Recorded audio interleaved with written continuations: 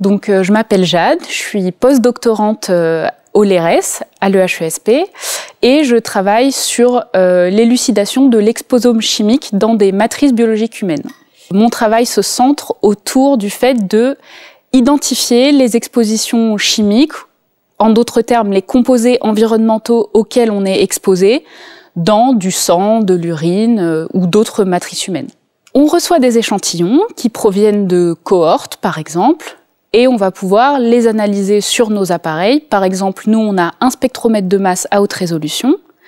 Ces analyses, elles vont nous permettre de générer plein de données qu'on va passer par une première étape de traitement. Et ensuite, on va utiliser un logiciel qu'on a développé au laboratoire pour pouvoir identifier les molécules qui sont présentes dans ces échantillons. Et cette empreinte, elle est constituée de plein d'informations qu'on va traduire en une liste de données.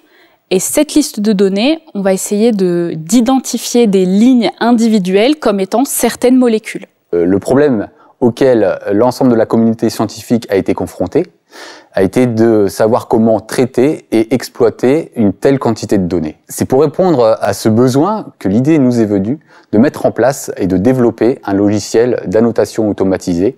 Le logiciel se base sur ce qu'on appelle le profilage de suspects, et c'est ce qui va nous permettre d'identifier par la suite des molécules. L'utilisateur doit apporter une liste de suspects qui est composée de plusieurs dizaines de milliers de molécules auxquelles sont associées différentes caractéristiques physico-chimiques. Et l'idée, c'est de comparer les valeurs expérimentales aux valeurs théoriques intégrées et saisies dans la librairie. Pour les chercheurs, ce logiciel de profilage de suspects a une mise en application très concrète. Effectivement, sur un de nos derniers projets, on s'intéresse aux maladies neurodégénératives et particulièrement à Alzheimer, qui est une maladie relativement fréquente en population âgée. Et l'objectif ici, ça va être de voir en fait quel est le déclin cognitif et comment il est associé avec certaines trajectoires d'exposition, notamment les expositions chimiques.